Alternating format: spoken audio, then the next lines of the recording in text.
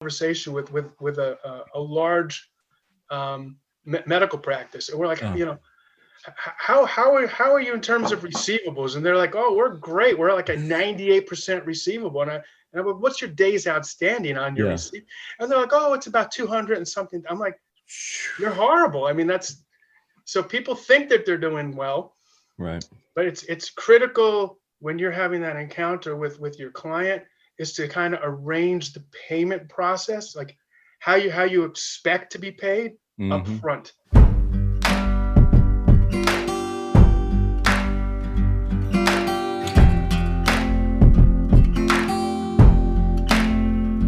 Hello, everyone out there in podcast world. Hope you're having a great day. You're listening to or happen to be watching it live on Facebook, the Service Business Mastery Podcast. I'm your host, Tersh. I'm excited today because I get to learn about everything that I'm doing wrong when it comes to credit card processing or surcharges, if that happens to be something that we implement or plan to implement here in the future. With that being said, I would really like to welcome from Card Choice, Mary, Ray, and Steve. And really welcome to the show. And I'm really excited to learn what I'm doing wrong. So with that being said, welcome to the show, y'all. Thank you. We're doing right. Yeah. Or maybe, fingers crossed, I am doing it right. So tell us a little. Yeah, tell us a little. The best thing you're doing is you're taking credit cards. That's the best thing you're doing. Okay. Yeah. So real fast, round robin. Let's do a quick introduction of who we are and a little bit about yourselves. Okay. Ray McGrogan, co-founder of Card Choice International. We opened in 2004/2000, the end of 2003. And I have to say this: we have an A+ Better Business Bureau rating with 0 complaints. With multiple technologies that we can utilize. So we're not going to just pigeon-toe anyone into anything. That was the model that Steve and I created. We're childhood friends. We played in a music band together, playing covers and originals forever. And that's what our bond has been since high school. So we're the owners. We're here to support. And I'm looking forward to this podcast and the questions you have. Thank you. And you're a licensed plumber. And I'm a licensed plumber. Yeah. That's for sure. My dad said, "When you got to get your plumbing license, no college." He goes, and then when I told him I was getting a credit card processing, he goes, "Hey kid, when that fails, you got your plumbing license to fall back on." And how long has it been since? I got into business in 2001. There you go. So, and Steve and I opened up in 2000, like I said, the beginning of 2004. I think it's pretty safe to say that you're I think we're okay. Yeah. And my name is Steve Kleinberg, again, co-founder with Ray. Like you said, childhood friends. I do most of the operations. Ray runs a lot of the sales channels. In terms of operations, I mean, I have more of a technical background. I have a degree in structural engineering, dabbled in engineering for a while, then went into the family business. And that's how Ray and I kind of jumped into the credit card business is, we were both kind of struggling at that time is to, how do we make more money? Like, that's everyone's goal is. True. What are you doing, Ray? Or hey, he'd say, what are you doing, Steve? And we would just bounce ideas back and forth. He would hire, more trucks. I would open more hours. So, we understand what the service industry is all about. We really get it. And I think our passion is to work in an industry, where kind of, we know the people, we understand the people.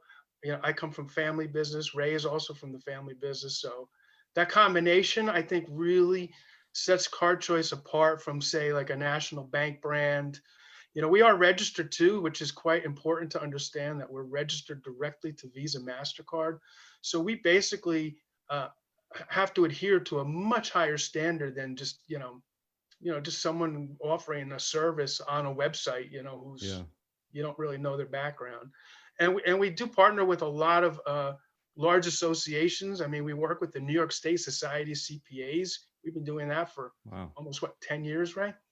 Closer to 14. Yeah, 14. you've been endorsed for going on 14 years now. Yeah, I mean, so I think that kind of tells, gives us a little credibility in terms of like what we're doing. We believe in our hearts is correct. We're trying to advise. We educate CPAs. We work in the medical space with the Medical Billing Association, Practice Management Institutes, osteopathic physicians. So we know what it's like working with a group of people. and hardworking people. And so with that, I'll pass it to Mary. I am Mary Lent. Some of you may already know me. Tersh and I kind of go back a couple years. I worked for a larger CRM for a while, and I happened to meet Ray while I was working for that CRM. We just became friends and kind of continued our relationship. And I kind of started to learn more about the credit card processing world, got more interested in it all, and really felt passionate about educating people and letting people know those things that they did not know. And I was guilty of it as well. I did not know that some of the things that we were doing were not compliant with Visa's guidelines. And that sounds kind of like not a big deal. You're not compliant, big deal, but it is a big deal. And they can end up pulling your ability to process credit cards if somebody complains to Visa. So as I learned all of this, I just became excited to pass this information along, help people, help them understand why it was important to work with an organization like Card Choice that is able to, number one, stay current, not only know what the guidelines are, but stay current on them. So when new guidelines and rules come out, you already have a processor that you don't have to worry about taking the step yourself. You know that they're doing it already, which was a big thing that I didn't know what needed to occur. I didn't know that the company needed to take care of a lot of these things. You just assume your processor's doing it, or whoever's built into a CRM is taking care of it, but that's not the case. And it was very interesting to find that out. So I guess I didn't say, I actually do, I work for them doing executive new business development and partnership integrations. So. Sweet. Okay, so I can attest, whenever Mary found out about Card Choice and all of the compliance issues, she immediately calls me and then's like telling me all this stuff, and I'm like, you're speaking French to me? I don't know what you're talking about, but you're extremely excited about it. And she's like, we got to talk more about this. And I'm like, this isn't very interesting to me. So yeah, let me pencil you in here. And she like calls me probably a week later, and she's like, all right, I haven't heard back from you yet. Let's talk. And I'm like, still penciling you in here somewhere. And then finally she's like, all right, look, you got to listen to this. I'm like, okay, fine. And so I started listening. I was like, oh, dang, that's a big issue. I guess I should take notice to this. And so whenever they first mentioned, Ray and Steve and Mary coming on the show, I was like, yeah, that's a good idea, because most people are in a very similar boat as me, because when we think about merchant services, we think about the spam calls that we get all day, every day about your merchant service people. And it's so freaking annoying. And then if you use a CRM that already has the merchant services available to it, most of the times, like most of the people out there, they're like, all right, that's fine. I could just do it. I don't have to worry about it. And like, kind of like what Mary said, you just assume that CRM is taking care of everything and making sure everything's in compliance. But I'm learning now that, you still have to do your due diligence and double check that. So with that being said, we're going to talk about the 6 steps that you need to take in order to ensure that you're staying in compliance with that. So can someone get us started? I think Steve. Sure. Yeah, Tersh. Okay. Absolutely. So what Tersh is referring to is some regulations that occurred, happened between like 2012, 2014, where there was a lawsuit between merchants in New York City against Visa. And the basis of the lawsuit was, the merchants wanted to surcharge. They couldn't afford to pay these fees for credit cards in a very high rent district, which is, costs a lot to maintain a business in New York City, as opposed to, somewhere, even like Western Pennsylvania, here where I'm at now. Mm-hmm. And so this lawsuit, occurred, several years went past, and there was never, no one was ever found at fault. There was a settlement. And out of the settlement became some very, very key regulations that Visa put in place. So merchants were then allowed, part of the settlement was Visa said, yes, you can surcharge. Okay. So that was a good thing. So the merchants were like, yay, we can surcharge. And hold up one second, Steve. Yeah. Explain what surcharging is, because not everybody Absolutely. knows. They hear that word, but they don't really Yes. know what that means. So typically when a merchant does take credit cards for payment, and here's a typical, scenario. If you're roughly doing $25,000 a month in credit cards as an average, you're paying about $700 to $750 in fees. I mean, that is straight out the window, hemorrhaging right out of your business. And most people don't even look at that because credit cards are done in a daily, and so when you sum up, that daily, discount that they're taking out, you're talking on a typical $25,000. And that's in like a pizzeria, like that's like retail. Right. It's probably more when you're keying transactions in a higher risk environment, which a lot of service industries are doing. Yeah. So what the surcharge allowed to do was to kind of claw back some of that money that they were paying to the processor and pass that fee on to the consumer. That's what surcharging is. Gotcha. And Visa doesn't like that. It's brand name is very important to Visa. I mean, the Olympics were sponsored by Visa. There's a lot of brand recognition on both the consumer side and the merchant side, right? Yeah. So that's kind of critical. So what happened is, Visa said, okay, you could surcharge. But then what happened is in the states were, protecting their consumer base. And so the attorney generals in certain states were saying, no, you can't surcharge. Really? So now you had this, and so people didn't even realize this, that, okay, I'm going to surcharge, but you're in a state where you can't surcharge. So how do we know what state we can and can't surcharge? I'll tell you right now, right? Good question. That's a great question, Tersh. And I knew you'd tee that ball right up. And so right now, 46 states are allowed to surcharge. And it's growing. I mean, we're going to get to 50 states, okay. And it's, you can't surcharge in Colorado, Connecticut, Massachusetts, and Kansas, right? Really? Correct. I could see two of them, maybe Colorado, but Kansas, that's kind of throwing me a curveball there. You know why? Dorothy got involved. That was what happened. It's because it's the attorney generals in those states just feel that surcharging is not good for their consumer. That's it.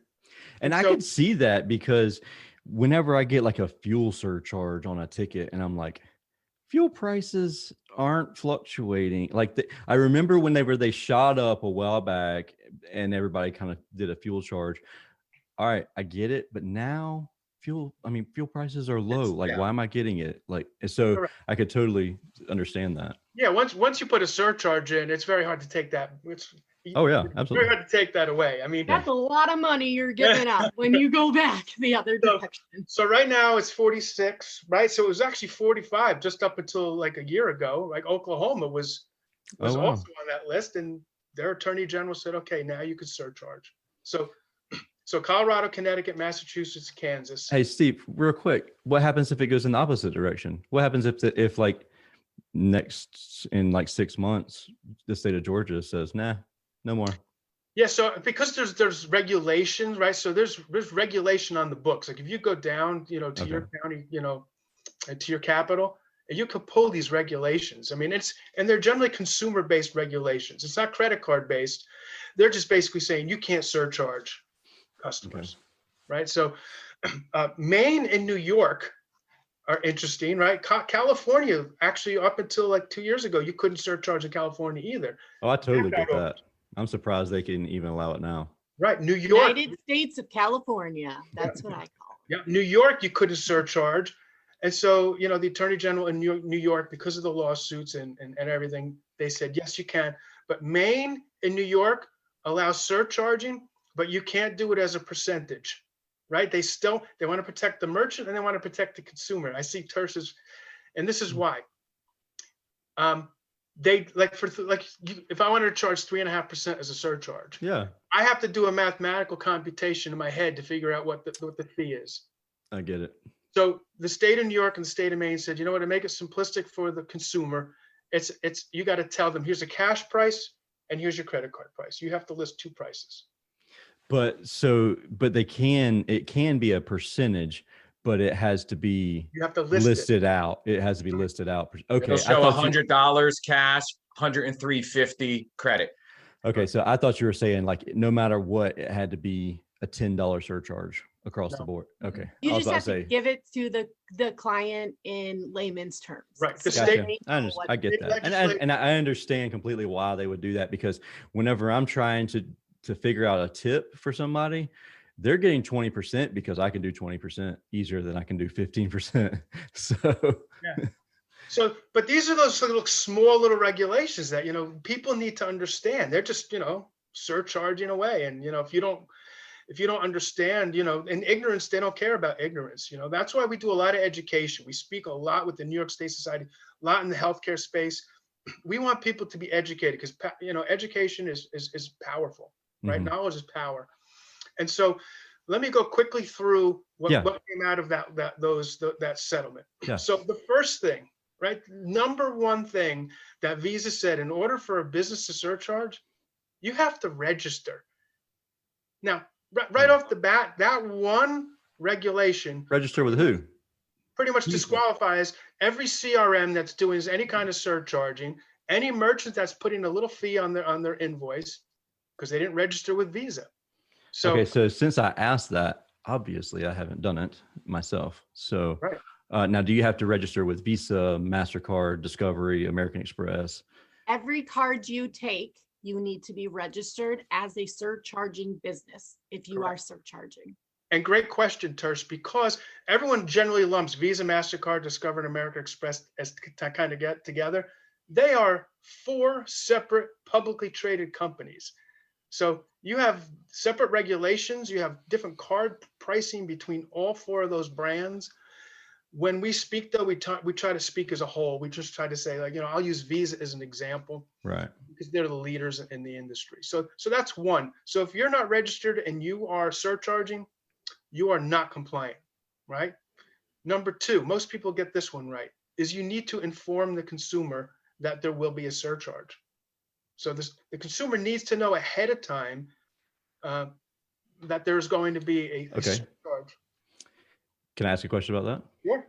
All right. So traditionally, and I'm pretty sure there's large corporations that do it this way, so I assume that this is not a problem. Say we take a year's worth of data and we figure out that, okay, we have 20% of our revenue for the entire year was paid to us via credit card. And so when we create our budget and our pricing for next year, we add that 3.5% times 20% of our total revenue to figure out our total price in our price book. And so we just add that 3.5% into the price book at that point. Is that okay? Yeah, I mean, so because you're basically listing the cash price, right? So you just upped it. You've upped it by that budget, that 20% that you've carved out and figured out what you paid in fee. You spread that across and you kind of upped your prices. Mm-hmm.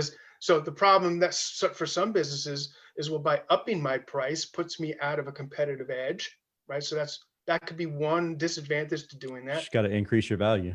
That's right. Absolutely. but there's a lot of businesses, I get it and I understand. I'm all about value. But there's a lot of businesses that just, they're better at doing the service than they are at the business, right? Yeah. So that's why we have these discussions. It helps, empowers businesses that want to do that, to do this. The other thing is what you don't realize is you just upped your prices and now you're paying a credit card fee on a higher price. You're paying more for those every year you're costing yourself more money. That formula doesn't necessarily kind of like the dog chasing his tail. So that formula doesn't necessarily work 100% in that respect, right? Okay. So that's the kind of answer, but I don't see a problem raising prices, for that. So one is register, 2 is inform, and the inform has to be specifically what it is that you're doing. We are charging 3.5% surcharge for all credit cards. Wow. There will not be a surcharge for debit cards. That's the other thing that a lot of businesses don't understand, is a debit card is not a credit card. Debit card, even if they don't add their PIN number, it's still considered a debit card? No, a debit card, correct. So, but you still get charged the credit card fee if they don't enter their PIN number, correct? You should be getting a lower fee, but Okay. most people are not, especially if you're going through like a, yeah, like a Your own bank. I don't want to be specific because I don't know how. If you use your personal bank, those are more called issuing banks. So Right. those are banks that are pushing credit cards to the consumer to use, just saying, hey, put money on these. Where on the other side of the fence, you have the acquiring bank.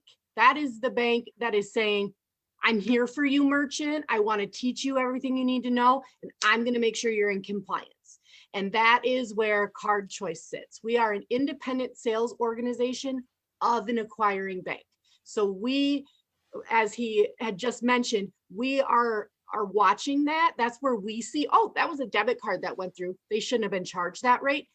We correct it and get you your money back. Because typically what's happening now, a lot of clients are looking for like a flat fee, like a flat, Yeah. I want to be charged 2.95 Yes. and 30 cents. Like, Just make it easy for me. that's it. Make it easy for you. And so in that world, right, if you're doing that, you're being charged, 2.9%, but debit cards cost a lot less. So you shouldn't be paying 2.9% for a debit card. Let me jump in on that, guys, for a Hey, second. before you do, I want to finish these 6 regulations. Before We didn't gotta get get to to the 6. last We need 3 hours. no, I'm gonna.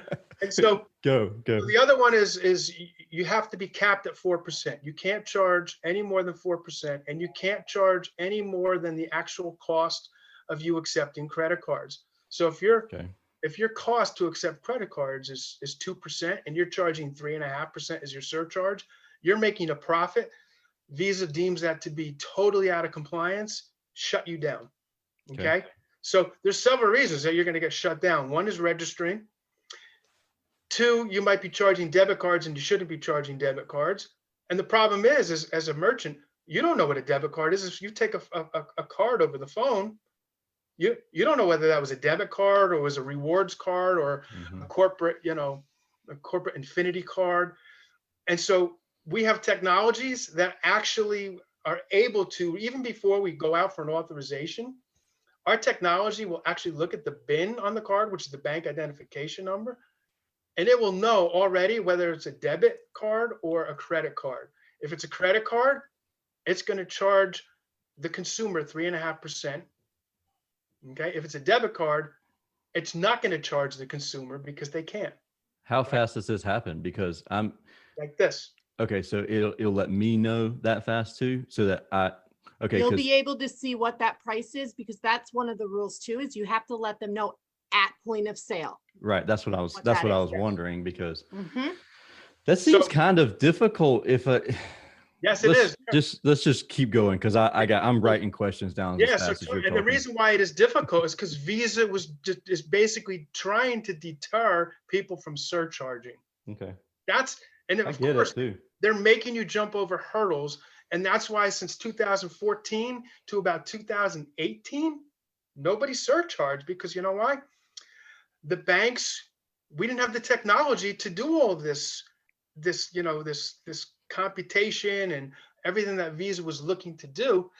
The processors, they were like, we're not investing millions of dollars to change our software because Visa wants, merchants want to surcharge. So they just didn't until, recently. So that's one thing. The other thing is that the cost of the sale plus the fee has to be charged at one time. So if it's $100 sale and it's a 3.5% surcharge, when the credit card device charges the credit card, it has to go out at $103.50. That's number 4. That's number 4. I'm just trying to keep track. Yeah, you got it. Because I'm writing my questions too. We'll send that to you. We'll send you all this. Okay. And so that being said, so you have to charge everything once, but on the receipt, it has to show in 2 places. So you have to see $100 sale, and then the surcharge is $3.50. So there's a lot of moving levers going on here that people just say, I'm going to just charge 3.5% and I'm going to be done with it. You can see that it's totally irrelevant. So that pretty much is the 6 we kind of combined it a little bit. We talked. Okay.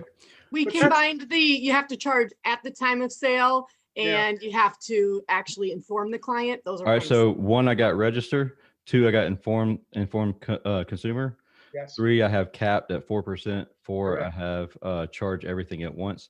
And I guess 5 is shown in 2 places.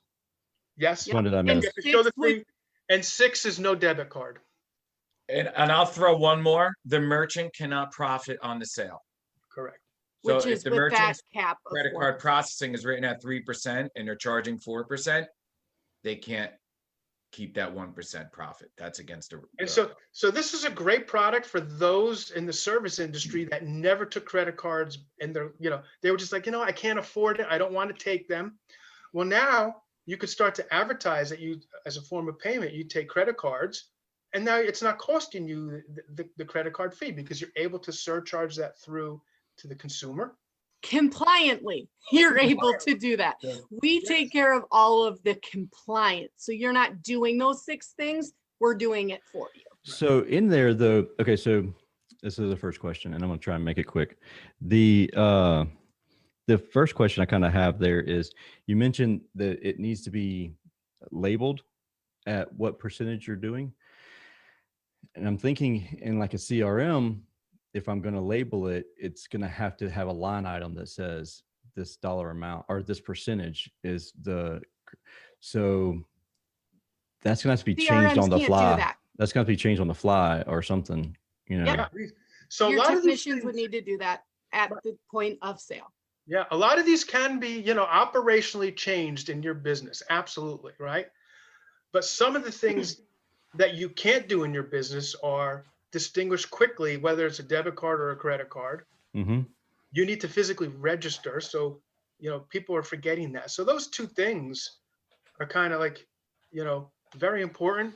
I could program my CRM to push, a sum fee and then push it out. But what happens is the CRM doesn't know whether the credit card is a credit card or it was a debit card. So while making it safer for the merchant or the business, the company that's taking the credit cards, it creates more work for them. Currently, is there a solution to this, you think, or do we need to get with the CRMs and say, hey, there needs to be a way for us to make sure that we're. So I can answer that for you. So currently, we actually have had some conversations with some CRMs in the home service industry about taking us on as a secondary payment option so that we can integrate with their system. And this, if they want to do surcharging, they can go ahead and use our program within their software. So we are having those conversations. But if that is the CRM doesn't want to go that direction, isn't interested in that, then the other option would be to go ahead and do it outside of your CRM. I know people think about that and they're like, I don't want to do that. I don't want to touch what's not broken. However, think about how many times companies are changing CRMs. How many times companies jump from one CRM to another. Tersh is the exception here. You're the exception. Yeah, I mean, they're starting to develop some like long-term CRMs that they're starting to allow small companies come in and then like grow with the CRM. Mm-hmm. And that's kind of what I'm thinking about because like, wow, like there could be a lot of big issues here. We recommend you holding your credit card processing outside your CRM. Number one, for the accountability side of things, you're not expecting a CRM who is not an expert in credit card processing to be doing that. Just like how when you go and have surgery, who do you want to see? Do you want to see a doctor who's done 10,000 surgeries, or do you want to see one that's just out of school? I mean, You they know, can practice on me. Yeah. I don't mind. I'm kidding. most people care. Yeah. So you look at it that way, but then you're also looking at it from the aspect that if you change CRMs, if something happens, if the company goes bankrupt, if all of these unknowns happen, your credit card processing is still in one place. It's Yeah. still taken care of. So go ahead. I'm sorry, Tersh. The other thing that potentially happens with a lot of these integrations is, think about this. I mean, because we do a lot of integrations, so I know what integrators are looking for. Integrators are looking for the fastest, cheapest solution that they could put in, that they don't have to take a bandwidth of production time, right? And okay, now we take credit cards. And so generally what they'll do is they'll go with a company called like Stripe, which is more like an e-commerce type of a solution. It was developed around e-commerce. What did it do? It allowed us a simple integration for an e-commerce solution. It's a simple pricing structure, 2.95% and 30 cents. Everything was like perfect about that. That is great though for like a startup type of a business. Okay.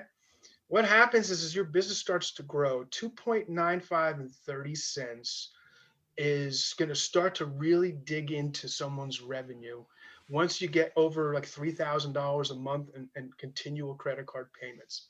And the problem is too, is because they're looking for easy peasy, stick it together, let it launch. But there's no customer service. There's also what tends to happen. It's usually what we call like an easier onboarding, process. And what happens is, because it's easier, that means they're not underwriting the merchant as well. And then what happens is, once the merchant starts processing, and you can look this up, I mean, it is all over the place about Stripe.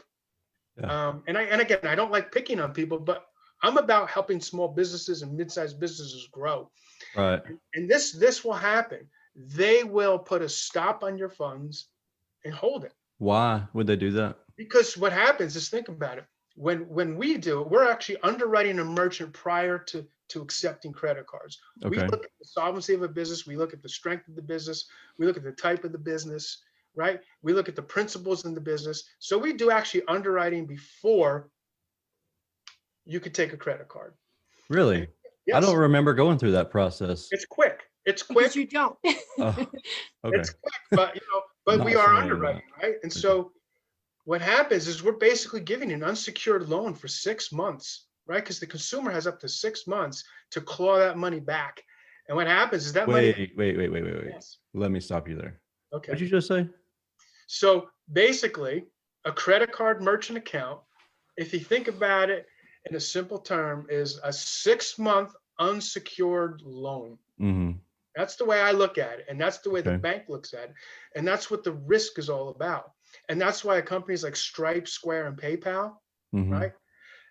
They're going to just hold that money. So they're going to claw that money back if they feel that you're going out of a price Their point, scope. or scope of underwriting. And you have no judge and jury to help you. When people use a regular credit card merchant account with us, going through a traditional bank, we actually have chargeback protection for our clients.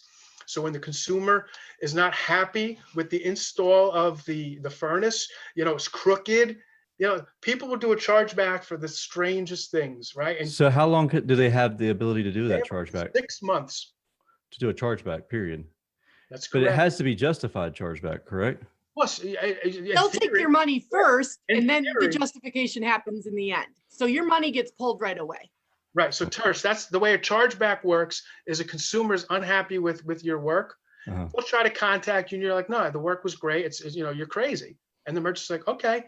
And they'll call the 800 number on the back of the credit card and say, listen, Tersh just installed this, this furnace. I wasn't happy. He said he was going to come out and fix it. He never, whatever the consumer is. Now it's the consumer's word against the merchant's word. The issue. How do we protect ourselves from that? By using card choice.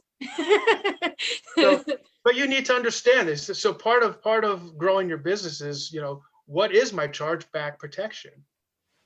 If I'm using a company like Stripe, which is generally integrated into a lot of these CRMs, why? Because the CRM selected a low cost solution to bolt that on that doesn't require much bandwidth.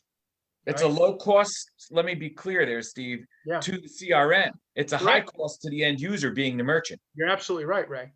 Yeah. So you could see, I mean, we could have our discussions on just these little, pieces. Yeah. We just wanted to kind of get like a taste of really what's going on. I mean, we have these discussions, Mary and I will get on the phone call, we're talking one thing, and then an hour and a half later, we're like, oh my God.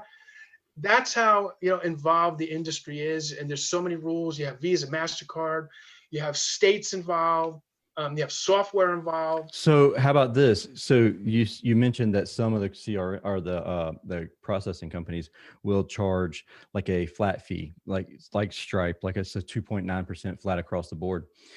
If they did that, would you technically be in compliance if you put 2.9% surcharge at the bottom of your invoice? So if you registered, right? Right. And if you were able to distinguish whether it was a debit card or a credit card, and Stripe can't do that, so you'd be out of compliance. But we can. The first one you said was right. If you tell them it's 290 and that's you're not paying any more than I'm paying, great. But you need to follow the other ones as well. Yeah, so that one you're good. So that solves that issue because that's the one that's rattling around in my brain right now. Yeah. But then the debit card issue. So assuming that it's not Stripe, it's a different processor that they can tell.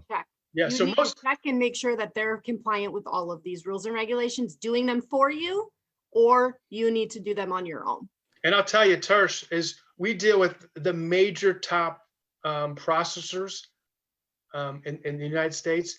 Not one of them can compliantly do it, just to let you know. Okay, so to me, it sounds like after this conversation that it's going to be in the best interest to build your pricing to where you can kind of absorb this price versus using a surcharge, or contact us because we have the technology. So the technology actually had to be developed by a third, like a third party company, not the processors.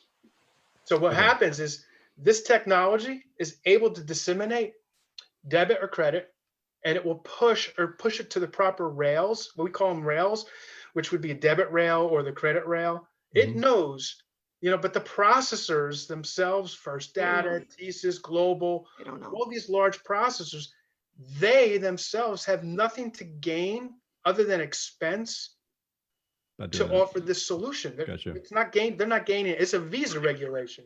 So, Visa made it difficult. They knew the banks wouldn't go on board. It took a third party type of company to develop the software to do all this for. It's like a CRM. It's really like a CRM for surcharging correctly. It's it's doing it absolutely correctly.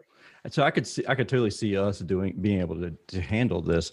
My concern is whenever you have 100 service experts or you have 200 trucks in the field, like, the thing that's wow, nice, that's a lot of work. Thing that's nice is that you have a URL. You're able to take it in the field just like you would with Service Titan. It's just a different, you would just process it through whatever it is that you're using. It would be the same concept as them accepting it through the CRM. It would just be, they would accept it in the field through the other technology. It's simple when you have someone who's built it. It's simple. So it's almost stupid simple. With that, do you still have the ability? I mean, does it have to be swiped, or can you take a picture of it? Is there a fee for taking pictures of the card versus swiping in the field or calling or typing it in? So right now, it's 3.5% that gets charged to the consumer. That's whether you swipe the credit card, whether you key the credit card, or some clients of ours have a payment page where on their website they send people. Oh yeah, we have that too. Yeah. So it's got which we call hosted payment page technology. So it's got all the technologies to take a credit card, whether it's face-to-face retail, we call over the phone type of technology, or e-commerce. It works in all three environments. And even if you had a cell phone, right? Service techs have cell phones. Yeah. They could call up the hosted payment page right on their cell phone enter Okay. the credit card information right into the cell phone. Like an Amazon transaction. Yeah. So and when I say take picture, I mean, you know how whenever you hold your phone over it and it scans it and it recognizes all the information and pulls it off. Yeah, so that technology is actually in the works to do. Okay. But the technology doesn't necessarily care how the credit card is being placed, to the processor. The technology is really designed to do one thing and one thing perfectly, actually two things. The first one is to distinguish a debit card or a credit card. That hits that hurdle right out. So that's the hardest thing to do. Okay. That's what the technology is doing. And then secondly is printing a receipt that has your cost of services and then the cost of the surcharge as a separate line item. Those are the two most complicated things that you're not going to get around. And that's why you're saying, oh, it's going to be difficult for my service to. No, it's not. When you use the technology is doing it automatically. Cool. You can email the invoice still. You can, do all of that still. Cool. So anybody that's watching or listening to this, what's the best way for them to get in touch with y'all? Yeah. So they can go ahead and they can reach out to me directly. You can email me at M as in Mary, Lent, like Easter Lent. So MLENT at cardchoice.com. You can look us up on the web at www.cardchoice.com.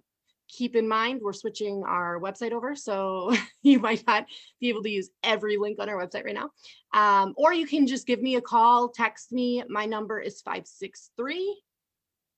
563-513-8177. And if you're watching or listening to this and you are interested in having Steve, Ray, myself do any kind of education, webinars, trainings, we are actually, I'm actually starting to look into that avenue and see what we can do about just educating people and helping them get the correct information. An hour is sometimes not enough. So we're open to doing that as well. If you want us to chat with you separately. Perfect. Ray, you Go ahead, got something? Yeah, Tersh, we didn't touch upon this at all, but there's a whole nother avenue of our business, and it's traditional credit card processing, which is a complete normalcy to where credit cards used to be done. Okay, surcharging was the majority of our conversation today. Right. But if surcharging isn't for you, we have a host of other products that are going to be beneficial. Okay. But I wanted to touch, and I know we have to go, this is the last piece. If the average ticket is $500 and you're using a flat rate of, say, 3% for argument's sake, if you key enter that transaction, that's going to run you around $17, $18, $19. Okay. That's your flat rate, because in your space, you have a higher average ticket. If you dipped that credit card or swiped it in the field, you're going to take off almost 1%. So you may save $5 to $10 every single time you swipe a credit card. And that's in traditional credit card processing. If you're in flat rate, you will never get that lower pricing, period. So do that 25 times a day at a $7 loss every single time using an average ticket of $500. That's a lot of money. But that's also not to say that we can't do flat rate pricing. I mean, we do flat rate pricing for people all the time. Our rates are just lower typically. I don't recommend it if we can avoid it, because that's our expertise. Again, these CRMs went into a relationship with flat rate pricing because they're not credit card processors. So they needed to make it easy, like you said, Tersh, just make it easy for me. But it doesn't mean it's right for you financially. It's just easy. That's where we come in to try and convey, when you're dealing with someone that could break out the layers of pricing and present it a different way. Now it's beneficial to you and you still get paid. It just costs you less. Okay. It's the same process. Cool. And anybody that's Thanks so listening to Tersh, they can get us their last couple merchant statements. We will analyze them for free for them, let them know what their savings would be with us, with whatever model they wanted to go with. And if we can't find them savings, we will pay them $250 for just giving us the opportunity to earn their business, and the fact that we took some of their time and weren't able to find them savings. And that's just strictly for people that are listening to your podcast. Perfect. Awesome. Thank you, Ray, Steve, and Mary. Thank y'all for your time. Thank and you. Thank you for educating me. Probably going to give me some heart palpitations, but at least I know your now. wife's a nurse. Right. Julie's got you covered. There she does. Cool deal. Thank you guys. And thank you anybody that's listening or watching this episode. But anyways, thank y'all for chiming in on the live chat and watching on Facebook, and then listening to this episode of the Service Business Mastery Podcast. It's a podcast focused on service business owners, managers, and technicians who may be considering starting their own business for themselves. I hope today's episode really brought some value and answered maybe some questions that you have about, or maybe you didn't even know you had these questions. So, but with that being said, I hope you have a wonderful day, and we'll talk again soon.